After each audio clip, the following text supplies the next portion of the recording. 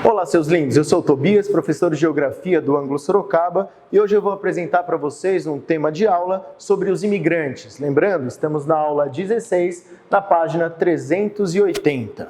Para falar de imigração ou dos imigrantes, nós temos que voltar nas civilizações mais antigas, ou seja, quando nós ainda desenvolvíamos através do nomadismo a caça, a coleta e a criação de rebanhos, fazendo as migrações sazonais, que nós vamos chamar de transumância. Destaque importante também quando nós passamos a domesticar esses animais e também produzir a partir da agricultura. Então, o nosso processo de sedentarização está ligado à agricultura e à pecuária em territórios mais fixos. Quando a gente categoriza, então, migração, nós temos que pensar o que significa migrar. De modo mais simples, migrar nada mais é do que mudar de um lugar para outro. No entanto, nós podemos sair ou entrar em um lugar. Quando eu vejo alguém sair do lugar, nós vamos categorizar isso como um processo de emigração.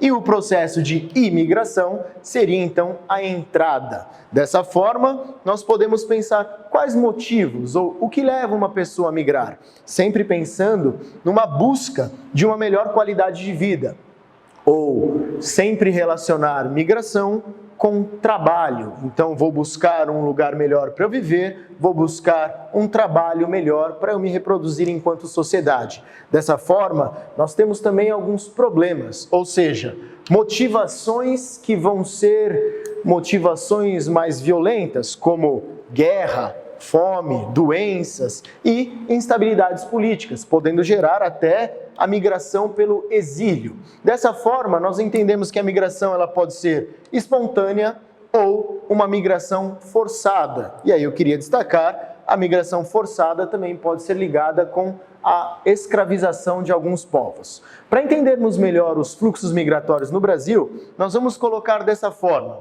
Primeiro, esses grandes fluxos migratórios podem ser divididos em fases, ou seja, se nós historicizarmos o processo de migração no Brasil, nós temos uma primeira fase, que vai de 1500 a 1550, uma segunda de 1550 a 1850 e uma terceira de 1860 até 1920. Dessa forma, não podemos perder de foco os ciclos econômicos. No caso brasileiro, destaque para o ciclo do açúcar, o ciclo do ouro e o ciclo do café. Vou destacar para vocês também que nesse primeiro momento nós temos portugueses, espanhóis, holandeses, franceses e ingleses, de modo muito incipiente, com degredados ou piratas, ou seja, uma ocupação muito pequena.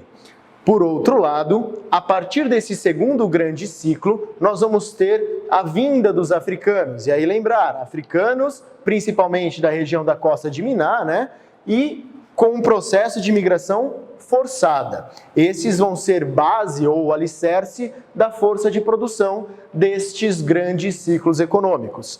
A partir então de 1850, nós temos ali em meados de 1850 a Lei Eusébio de Queiroz, que vai proibir aí o tráfico negreiro. Deste modo, nós vamos ter um momento então de diminuição da vinda desses africanos e vamos iniciar um terceiro momento desse fluxo, com a chegada dos imigrantes europeus. Então, primeiro com os suíços, que vão inclusive gerar aí a primeira revolta, a chamada revolta dos parceiros, para não ser tratado como um trabalhador escravo, e aí esses grandes suíços, os portugueses, os espanhóis, italianos, alemães, japoneses e também os turcos, sírio-libaneses vão formar essa grande leva dos colonos brasileiros que vão formar, a partir da lei do colonato, algumas áreas, alguns bairros típicos que sobram para a gente como exemplo, a Liberdade em São Paulo, o Bexiga, que são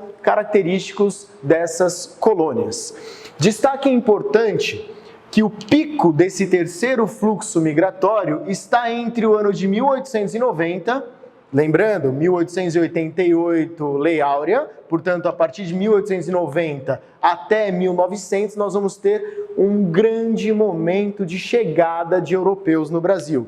Dessa forma, nós podemos destacar os gráficos que vocês têm nas apostilas, mostrando tanto os períodos como quais grupos ou quais populações que chegam até o Brasil. No período atual, nós temos também uma migração muito rica, pensando na América Latina, dos bolivianos, paraguaios e dos peruanos, que são a maioria que vem hoje em dia para o nosso país. Quando a gente pensa, portanto, nessa estabilização da população brasileira, novos fluxos migratórios vão acontecer agora de modo interno. Portanto, a migração interna no Brasil pode ser caracterizada principalmente pelo êxodo rural e pelo êxodo urbano. Dessa forma, lá em 1930, nós vamos ter uma boa parte da população que era trabalhadora do campo indo para a cidade. Então, êxodo, o caminho para fora. Então, eles estão saindo do ambiente rural e indo para os ambientes urbanos. Lembrar também que em 1950 nós temos a construção de Brasília, numa centralidade do nosso país. E a partir de 1960, com alguns incentivos, com projetos de mineração, com projetos de ocupação do interior, nós vamos ter um novo movimento de êxodo rural. Dessa forma, destacam-se os imigrantes do Nordeste que vêm para o Sudeste, para o Centro-Oeste e para o Norte do país, assim como as populações do Sul se deslocam para o Sudeste e para o Centro-Oeste.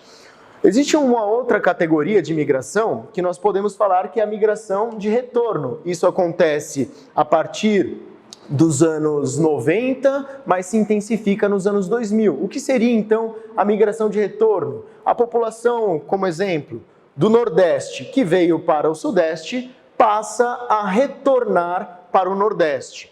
E ganha destaque também a população que saiu do sul do país para o Centro-Oeste, que retorna para o Sul e ou para o Sudeste.